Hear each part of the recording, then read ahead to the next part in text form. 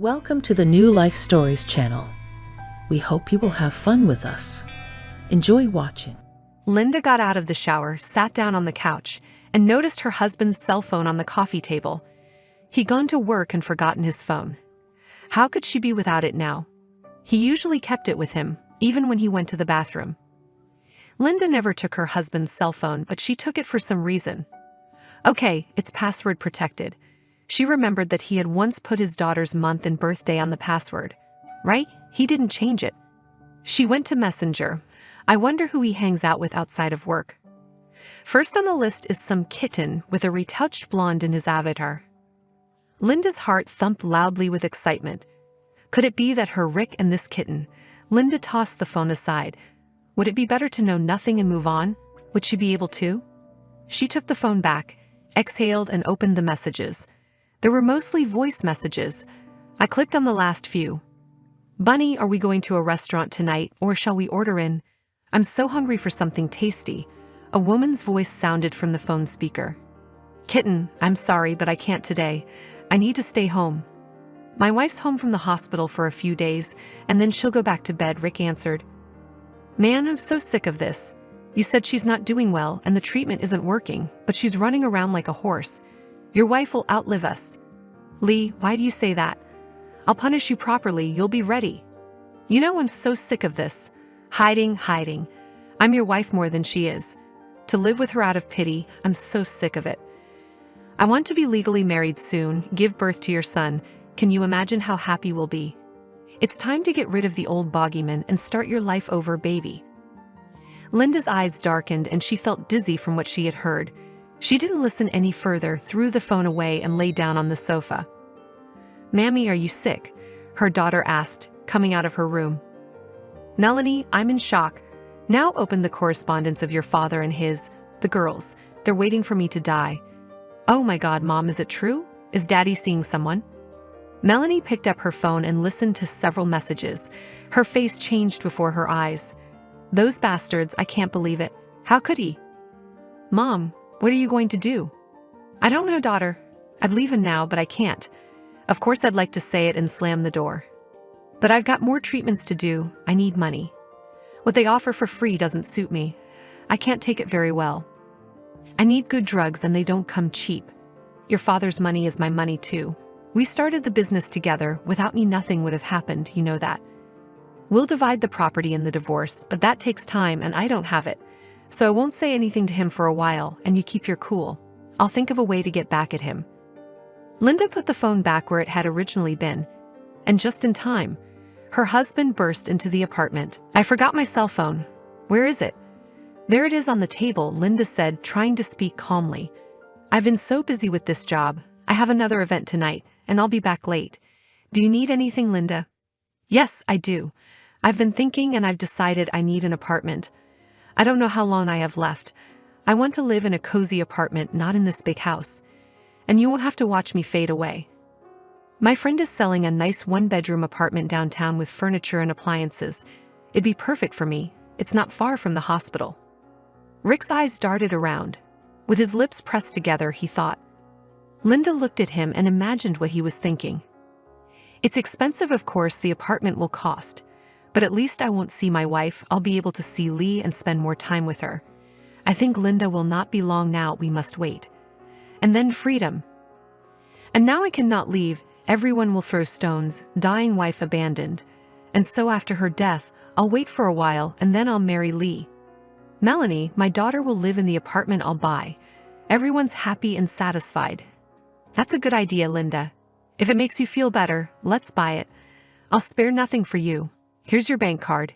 It'll pay for your treatment and your living expenses. I'll take care of the apartment tomorrow. A real estate investment, so to speak. Text me the address of the apartment. I'll register it for me. No, I feel better if my daughter had her own corner. All right, Linda, our daughter, so be it. Rick left and Linda collapsed exhausted on the couch. She was just beginning to realize that Rick had betrayed her. 30 years ago, he was on his knees begging her to marry him. And now he sleeps and sees how he will be alone and will enjoy life with a young and beautiful. How painful and hurtful. And then there's this damn disease. But nothing. She'll pull herself together, and she'll get well, and she'll live, to spite everyone. And Rick will be punished by life. The apartment was bought, things were moved.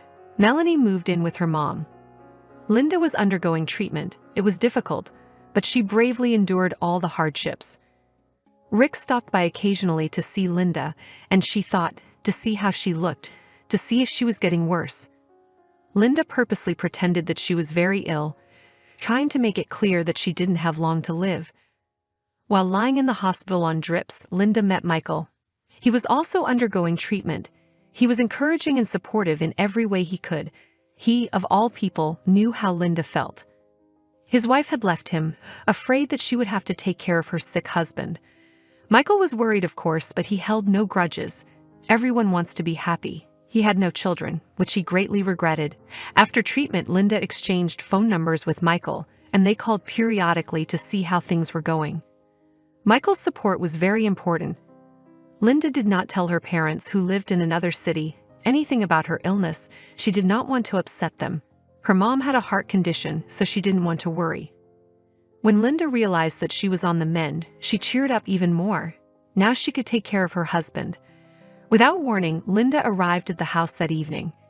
She quietly opened the door with her key and went in. As she expected, her husband was at home with Lee. Seeing Linda, he jumped up from the couch and shouted loudly, "Linda, what are you doing here? Why didn't you warn me?"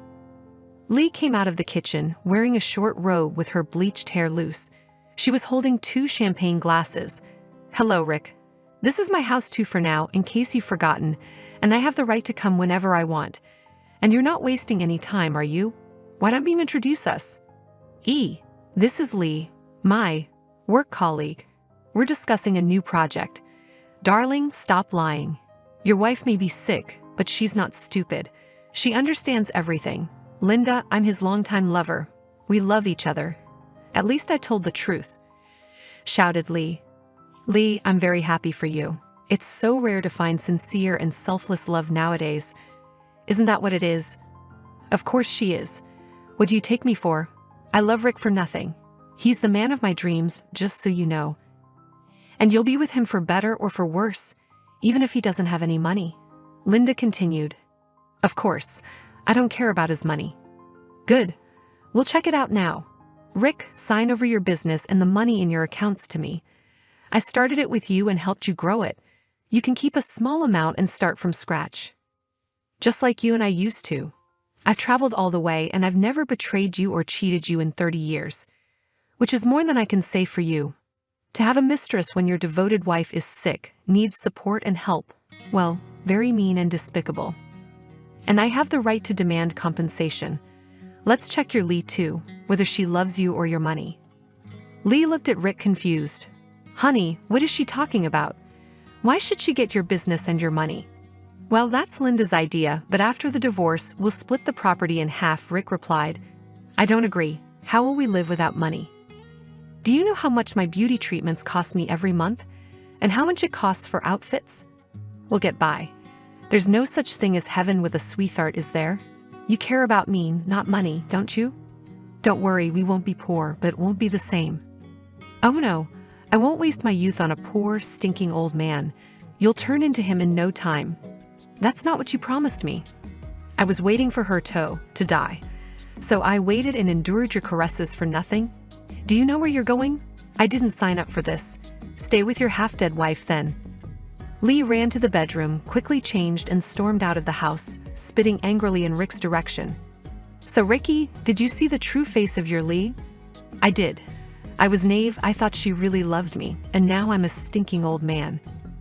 "Rick, I'm filing for divorce. We'll split everything equally. We'll go our separate ways like ships at sea." "Okay, Linda, I understand. I'm sorry, if you can forgive me." Time passed. Linda's illness receded. She didn't know how long, but she lived and enjoyed every day. She had only faithful and reliable people by her side, her daughter and her new husband, Michael.